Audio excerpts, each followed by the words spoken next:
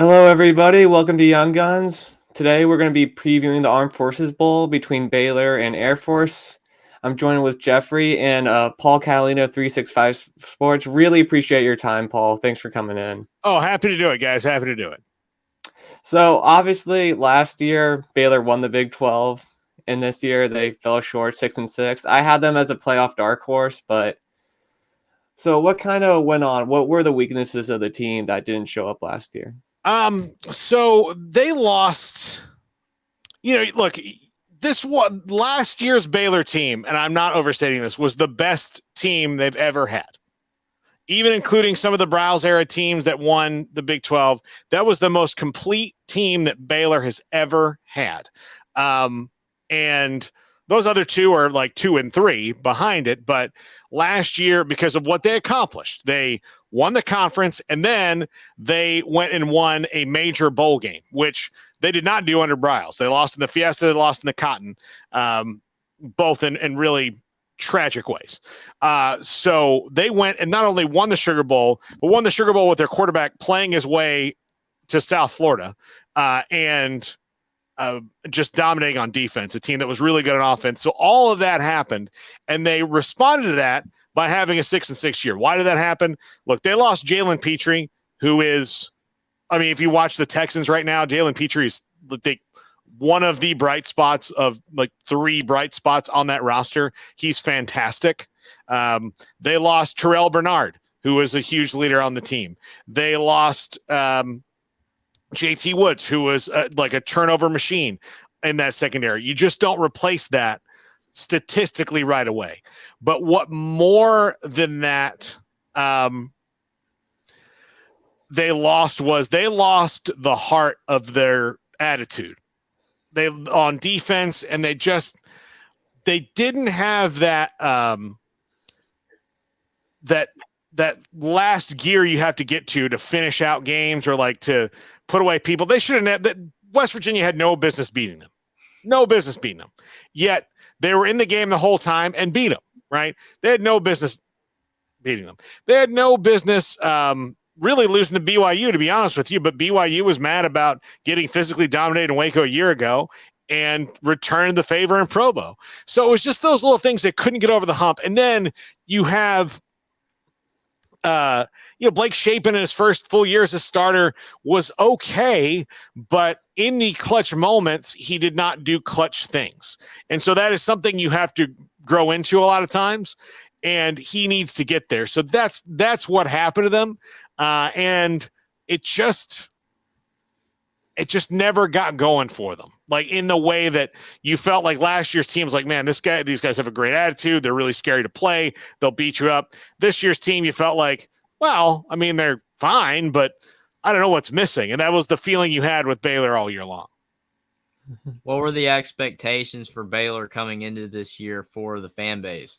I think they expected to compete for the title again. I mean, I really do. I think most people in the country thought so. I think that, when you look at what they had coming back, their entire offensive line, their entire defensive line, they had to replace guys at the skill positions, but those are easier to replace than linemen. You guys know this. I mean, not that skill guys just grow on trees, but their trees are easier to find than the lineman trees. They had all that coming back. Added a transfer from Tulsa and Jackson Player, a kid that I covered in high school here in Waco. It was a fantastic player at Tulsa. Was a fantastic player in high school. He was on the roster. They added a linebacker from LSU who wound up actually not playing all that much this year in Josh White, but they added seemingly what they needed on the defensive side of the ball. They felt good about what they had on the offensive side of the ball, and then none of it really clicked. So but yeah, I mean, I think they expected to compete for the title again. I mean, it just, a lot of things happened in the Big 12 this year, and that was one of them. Was Baylor was not as tough of an out as they were a year ago. Mm-hmm. So what were the bright spots of this season? What were things that they can build on going into 23? I think Richard Reese, the true freshman running back, is a real bright spot. He was fantastic. I think that their tight end play was pretty good, and they've got Drake Dabney, who got injured, and Keldon Johnson coming back, signed a good tight end today, a guy that I like him, Matthew Kloffenstein. So that was good. Dylan Doyle, the middle linebacker and fullback, he is fantastic. He's a great player, fun to watch. Going to be a really good NFL player, I think. Those were the bright spots. But they regressed in several areas, so it's hard to say that there were, things that outside of that were super bright spots.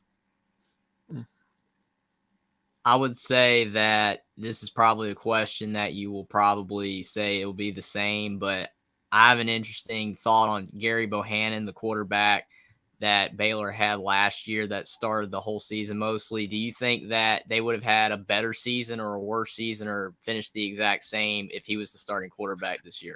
I don't think he would have made much of a difference. I don't think they would have had a better season. I don't know if they had a worse season. I don't think that, I think they made the right choice with Blake Shapen when it came down to it, because he allows them to do more.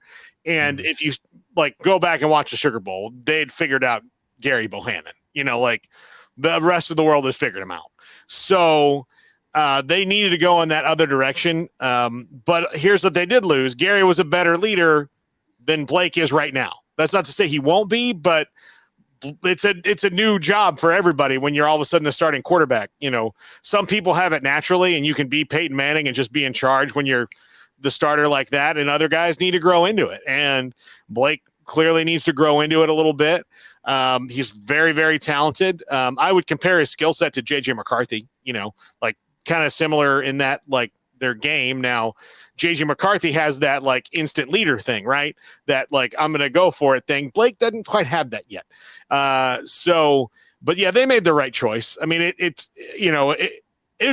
easy for the fans to look back and go, oh, they kept Gary to have been all better. But if you really look at where Gary was trending, they made the right choice. I agree with you. And how much success do you think the Bears will have against the military offense that Air Force runs with the run game and the? I actually think this is more about, and this is going to sound cliched, and I don't mean it to, but how bad does Baylor want to win this game? How much do they want to be there and get a win to close out the year and not finish with a losing record? How much do you want that win? Because talent-wise, if it was not trying to figure out the triple option, the flex bone, whatever you want to call what Air Force runs, if it was not that, if you line these guys up, Baylor could probably beat Air Force backwards. I mean, they're that much more talented, and Air Force knows this. They absolutely know this, but they're also a group of very, very disciplined kids who runs a very difficult offense for people to learn, because nobody runs it anymore but the military schools. People don't run it in high school that much anymore. Now, you might see it a really small rural school because that's what you got to do to win there, but you're not going to see it in most places in the country. You're just not going to see it. And Air Force has done it well for so long. And I think that it's going to come down to that, because I'm going to tell you right now, Air Force wants to win this game badly. This is not for Air Force, this isn't oh, we're in this bowl and we got to do it. They want to win it bad. They've got two kids from Waco on that team. One of them's the starting right tackle, and Wesley Dago. I know Wesley well. That team is going to want to win that game. They want it. So for Baylor, really, they have to match that. And it's going to be very, very, very cold. We are not used to that here in Texas. It's going to be 10 degrees for most of the game and very windy. So I'll just tell you, I'm a wuss when it comes to it. I'm going to go into the car, out of the car, into the stadium, out of the stadium, into the car. I'm not going outside for anything. They'll have to burn the building down to get me outside for anything other than I'm not going outside. I'm just not doing it, and I don't have to play in the game. So they're going to have to deal with that. They're from Colorado. It's cold there all the time. They know it, so they'll be able to deal with that better.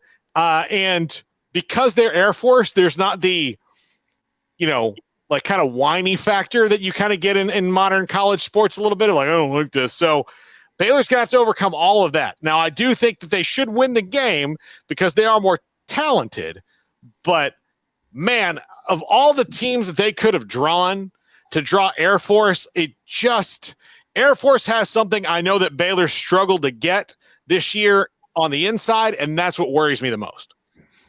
I think that's an interesting point because I was going to ask, how do you think Baylor's going to stop the rushing attack of Air Force? But you basically answered is their will. Baylor has to want to win this game. And I think that's an interesting point because you look at the way bowl season's being, constructed now with how you have all these opt-outs and transfers for a lot of these teams, and a lot of these teams don't have the will to win these games. And it's really interesting to say that Baylor is a team that they have to want to win this game, especially because I don't think of Baylor as a team that is like a traditional power, like in Oklahoma, where maybe that would be a problem if they're 6-6. But for Baylor, you would think they'd still want to win this game. So it is an interesting point. Yeah, I think that's going to be the key to it. I think that, look, they fired their defensive coordinator and their safeties coach a couple weeks too. Ron Roberts is off to Auburn. He's working for Hugh Freeze now. As his former Baylor offensive coordinator and former Tulsa head coach Philip Montgomery is there as well. But so Dave Aranda is calling the defense. Now, I actually think that's a good thing because here's what I know about Dave Aranda. Outside of him as a head coach, he's one of the best defensive coordinators, if not the best defensive coordinator in college football. We know that. The last time he was 2019 LSU. Okay, so we know that he can call a defense. So I'm not worried about that. It's just, they're not going to have to worry about getting beat deep on the pass all that much, which is really good because that's happened to them a lot this year. So that allows them to be able to kind of sell out to stop the run. The problem is you don't want to sell out too hard when you got an option team because they want you to sell out. They're trying not to block three of your players. They want three of your players to take themselves right on out of the play without you having to touch them. So they Baylor's got to make sure that they just keep it here. It's not about, like, especially with a triple option, it's not about stopping them for losses every time. It's about, they want 4 yards of play. Can you get them to 2 yards of play? Can you get them to 1.5 yards? Can you stop them there and get them in 3rd and long where that triple option doesn't seem like such a good idea anymore? Mm-hmm. So one thing I think find kind of funny about this game is that it's in Fort Worth. They're going back to TCU. Yeah. The fan base not happy about that. Now, look, I'm not an optimist in general. I'm kind of just an ist. Like, I see things as they are. But the optimistic, glasses half full, sunny side up version of me would say, look, they've not won a game at TCU. They won a couple years ago in 2019. They've not won many games at TCU. TCU's kind of owned them, right? So this is a way to get used to winning a game there. Kind of how you, like, if you get a cat and you want it to acclimate to your house, you just put it in one room for a little while. And then eventually it, gets comfortable and comes out. That's what they need to think of this is. Like this, you're getting comfortable winning here in a place that you ostensibly hate with every fiber of your being. I think that another interesting question with Baylor fans is how Dave Aranda last season, having the great season that Baylor had, every Baylor fan thought Dave Aranda very highly, one of the best coaches in college football. Basically they were afraid he might take another job. That's how good he was. To now, like, as you pointed out, they had a bad season this year for what they've been doing lately. What's the mood of Dave Aranda with Baylor fans? I think they're still pretty happy with him. I do think the problem now becomes with that is, like, how much are you willing to look at things realistically and let kind of the river flow with him a little bit. But I mean, they'd be foolish to get mad and want him to leave because I think he's going to have a really good long career as a college football head coach. He's just different, and the world changed a little bit. Of course, very recently, he's talked about how the kids have changed after the COVID year. Like, there are kind of like the kids who were in college before COVID and the kids that are there after, and there's a difference, so like you have to find a way to communicate that. And so I think they're fine. Like right now, so everybody's fine with it. He's everything that happened, but in sports, you don't get too long to, find yourself. So he's going to have to respond pretty quickly, I think. But I think he's got still a little bit of, time before that people get ultimately frustrated because he is really, really good at what he does. It's just about, he's also very new. I mean, he's his third year being a head coach. So, he's got to just find his way a little bit. So how is Baylor dealing with NIL? Because obviously it's like a very Christian, more conservative school. Like how is Dave Aranda dealing with the new challenges of that? Well, look, one of the things I can tell you about Baylor is that it's a small school, but they don't want for anything. They've got money. Like, they can throw money around. They've got big wigs. They've got, it's just about adjusting to it, right? And figuring out who's going to give what. But from what I understand, they've got a pretty good situation with NIL here. Is it Oregon? Clearly not. We learned that today. But it's neither is apparently Notre Dame and Oklahoma and everybody else that Oregon went and poached today. So, is it Texas A&M? Absolutely not. No. But that's a gigantic state school like Texas is, that like is just completely funded by oil. So they, I say completely, it's not completely, but a lot of money is oil money. And so it's a little bit different, but they're okay. I mean, they're fine. And they're smarter about it than most, but it's still going to, when it comes down to like getting a guy like Austin Novosad, Oregon can come in and, I'm sure part of it is just wanting to be at Oregon, but you don't stay committed to a place for 361 days and then leave the night before just because you changed your mind.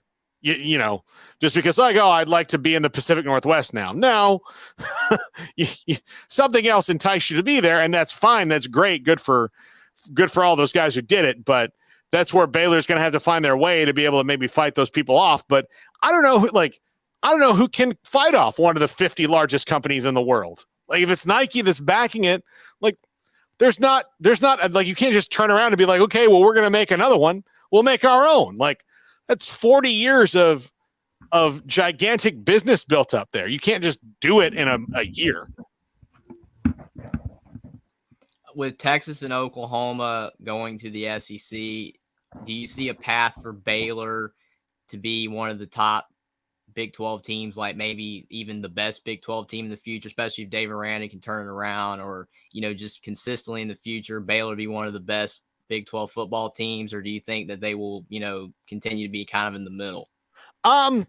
Historically, Baylor has like short little good runs, short little mediocre runs, and then like maybe outside of the 16 years of the Black Death that they were just so awful when pretty much when they first joined the Big 12, until Art Briles got here. But I think that based on the new setup of the Big 12, they'll be well set off to set up to really compete and win the conference more often than they were before.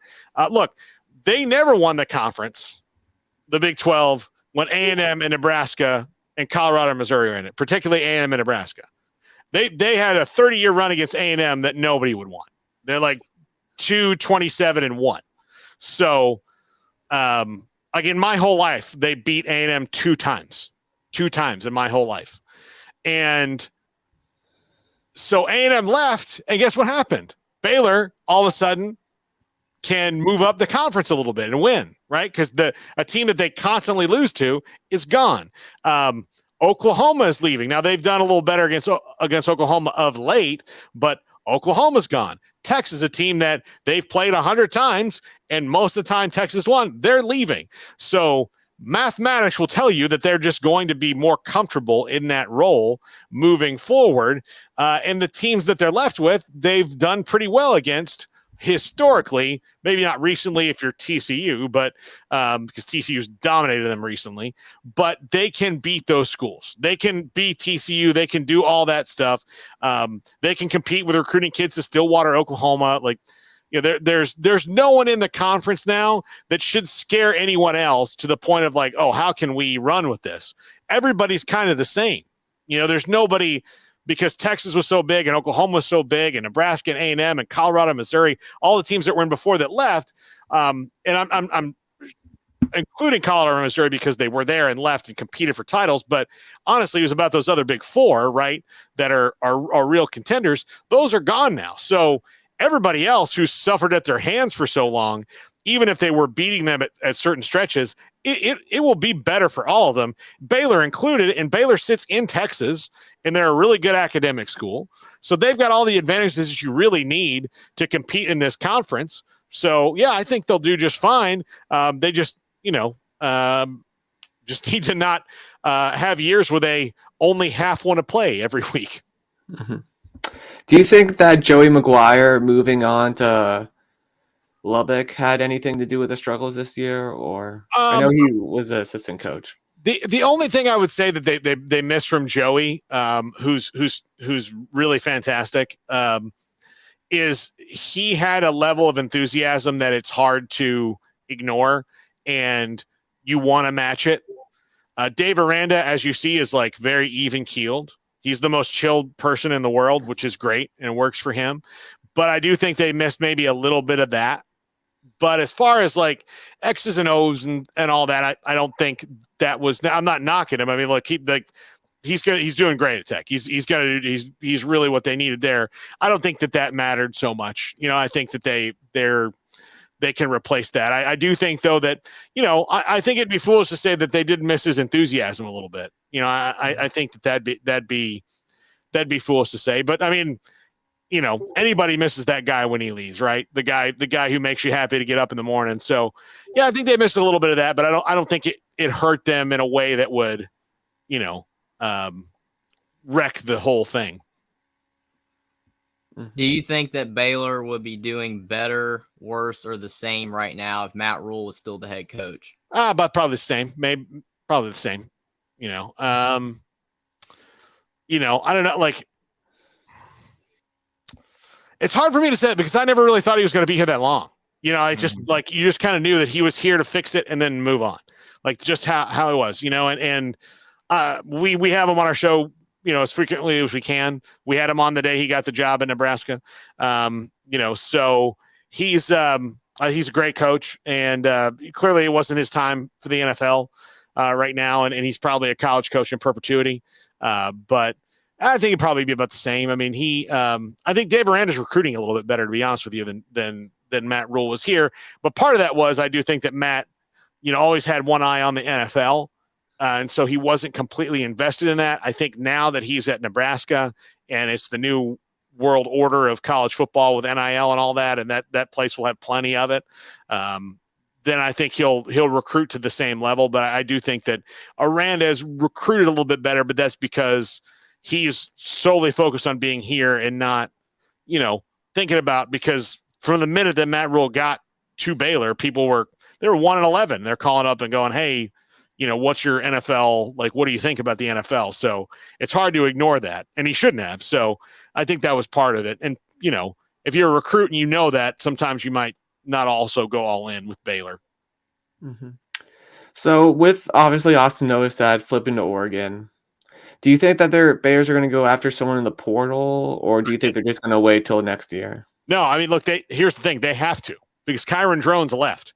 Their only other quarterback is a 7th-year walk-on named Luke Anthony right now on the roster. So he'll be gone. So as they head into spring right now, they have one scholarship quarterback on the roster. So they're going to have to get back in the portal for 2 players. So they've got to get 2 quarterbacks out of the portal. So who those are, I don't know. I don't know what relationships they have or what they can do, but now it becomes imperative that they are going to have to get a quarterback out of the portal, which they were going to have to do anyway. I mean, even with Chapin and Novosad on campus, they're still going to need to get a 3rd guy out of the portal. But now they got to get 2 guys out of the portal, and there are players there, but who do you get? Where do you go? Do you get somebody who can push Blake Shapen a little bit? I don't think they're in the DJU or the Hudson Card or Grayson McCall running, but could they get somebody like Alan Bowman or Owen McCown or somebody like that? I think that that's probably where they're going to have to live. But yeah, they've got to get somebody, and somebody like maybe like I said, Alan Bowman from Michigan that was at Texas Tech. He's a senior. He can step in and play, kind of what you have from him. And then you can get somebody who was a freshman, a true freshman, a redshirt freshman in the portal who you can be your developmental guy for the future right now, since you don't have a high school quarterback coming in. Now, look, they have the other signing period too to maybe go and get one, but quarterback sign in the early signing period because everybody wants them in early. So I doubt there's going to be anybody out there that they're really going to be that enthusiastic to go get out of high school. With Oklahoma and Texas, again, going to the SEC, do you think that there's that is, a better chance with NIL and getting players that they need to get to succeed than Baylor? Is Baylor the best, or is there other programs in the Big 12 still that are better? I would say the leader in the clubhouse of that right now is Texas Tech. I think Texas Tech has their whole team is essentially salaried. All 85 scholarship players get the same base pay. There's some oil money out there too at Texas Tech. So they've got some guys throwing it around. Oklahoma State has T. Boone Pickens has an endowment for the athletics, which is to the school. So he didn't really leave that for NIL. So I don't know how they really work around that unless they can go to his family and say hey, can you, throw out a little bit more money on this. So I don't know what the situation is at Cincinnati. I mean, BYU's got a gigantic alumni base, so I don't think they'll really want for anything, but I think they kind of live in a different plane than everybody else, because if you're going to go to BYU, you're probably Mormon, and that you're going to go on a 2-year mission. So NIL probably doesn't come into it for a little while because you're making a kind of a religious choice there. I don't know, the new schools, TCU's probably doing pretty well right now with that, but I think everybody's probably about the same in that regard, overall right now, because again, the gigantic, 800-pound gorillas are leaving the room. Mm-hmm. Do you think there's a chance if Dave Aranda really gets the ball rolling that they can become a playoff team multiple years in his tenure? Yeah, look, the playoffs are about to go to 12 teams, right? Mm-hmm. And might even go to 16 if they like it that much, So we know we have 2 years of the 12-team playoff. After that, it could be a whole new deal, and they're going to set up something different. So we have 2 years of the 12-team playoff. If your goal is to tell me that Baylor has to get to 12, heck yeah, Dave Aranda can do that every year. So they have to be the 12th best team in the country to get in the playoff. Yeah, absolutely, he can do that, and he can probably start to win. I think that the playoff is also going to start balancing out some of the talent in the country, because you won't have to if your goal is to really win a national title, you don't have to stick to the same 7 schools anymore. You can start going well, I can go here, I can play sooner, and they're pretty good too, and we can be 12th and win the college football playoff. So yeah, I think that he'll be well positioned to do that. In the Big 12 with the 12-team playoff, how many teams in most years do you think the Big 12 can get in to the 12-team playoff? 2 or 3? I think most years they'll probably get 2. There'll be years that they get 3. There'll be good years, and there'll be years where the SEC only gets 2 and the Big 10 only gets 2, because it's just how it shook out that year, right? Most of the time those 2 leagues are probably going to get 3. But I would say that the Power 5 leagues will all probably get 2, and then you'll have average 2, I guess. You'll have one that'll throw out 1 a year, the ACC could have a down year and just put 1 team in, right? The Pac-12, same thing, whatever, Pac-12, same thing. Down year only puts 1 team in, whatever happens there. The group of 5 will get 1 team in, and then somebody will get, their 3rd teams in. So that's why I think it will ultimately go to 16. So, they can say, well, we'll get all of us get 3, and then there'll be the group of 5, and then you might get 4, so it'll be cyclical for sure. But, I think they'll get 2 most years. With this year, if you look at this year, they've gotten Kansas State and TCU. So, that's a good year. I'll take it in a conference to get 2 teams in the playoff. So are there any big opt-outs for the Bears, or is everyone pretty much coming back? Well, I mean, for the bowl game, no.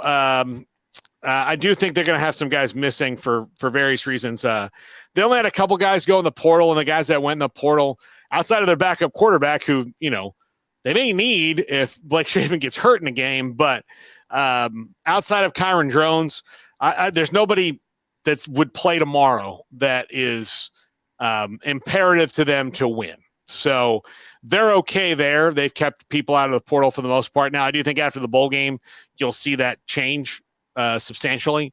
I mean, there are some people just need to move on, and they will move on.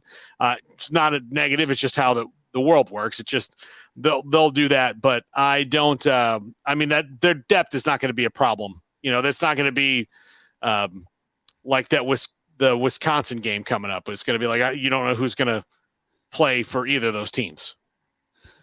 Do you think Baylor's offense matches up better with Air Force's defense, or Baylor's defense matches up better with Air Force's offense? I think the offense matches up better with the defense. Although you're going to see a lot of runs, and there's not going to be a lot of passes in this game, even from Baylor. They're going to do it more than Air Force is, clearly, because once they get to their third pass, they will have surpassed what Air Force wants to do the whole night. But it's the weather is going to be so windy and cold. It's going to be a lot of running the ball. I think they match up well there. So they've got 4 offensive linemen on the roster that have something to really play for. So they've got to get that done. So I think that's a better matchup for them. But because their defense wasn't great at stopping the run this year, and it's a different run game than they've seen, so I think I'll give the edge to the offense slightly. Mm-hmm. So just one last question. From 1 to 10, what would you rank the season? What do you give it coming off a conference title and going 6-6, I would give it a 4. 4? I mean, yeah. It's, I mean, it's not totally a loss, but they did not ride the wave off the conference title very well. And to say anything else would be kind of naive. They know it. And they've got to do better. They did not. You got to squeeze all the juice you can out of those conference titles, and there's definitely some left there that they did not. So we'll see how they can, here in the future. But look, TCU. If you look at what they did today, recruiting wise, what they're doing in the portal, they didn't even win the conference. They're just in the college football playoff. They've squeezed more juice out of that in a week than Baylor did in a year. So, yeah, that's the difference. All right. Well, Paul, thanks so much for coming on. Do you just want to shout out 365 Sports and Sikkim and everything you do? Yeah. So you can follow me on Twitter at Paul Catalina, 365 Sports. That's our YouTube channel. We have several different under the umbrella, but the main one, 365 Sports.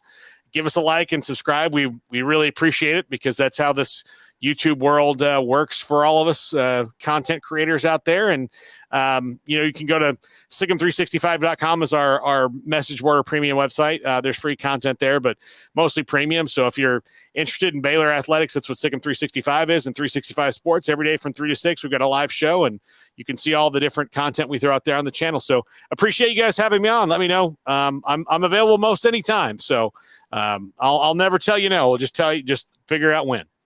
All right. Thanks so much. Thanks for coming, man. All right. No problem. My pleasure.